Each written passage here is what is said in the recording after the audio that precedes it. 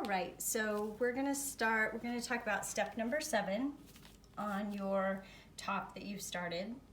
It says stitch the center back seam of the skirt from the lower edge to the notch. Backstitch at the notch to reinforce the seam.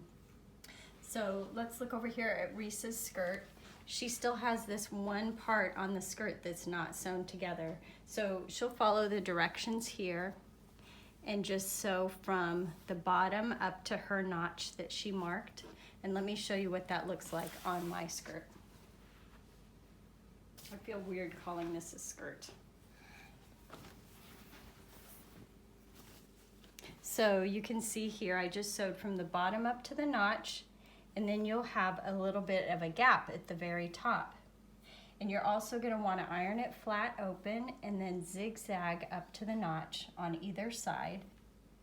And then you'll iron this flat too, even though it's not sewn together. And then let me show you what you're going to do with those two little flaps. I'll use my clips. So what you're going to do is you'll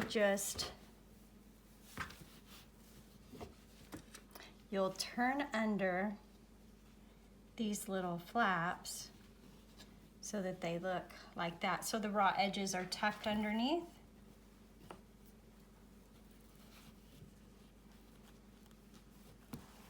And then you'll do the same thing on the other side.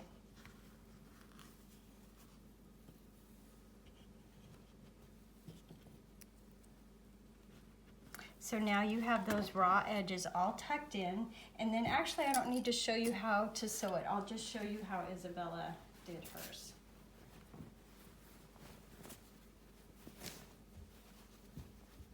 So then after you've tucked in those edges, you'll just backstitch, sew down, pivot, go over, and then sew up. So on the other side, it looks like this. Okay, so that's step 7 and part of step 8, and then we'll do a little bit more on step 8 in a minute.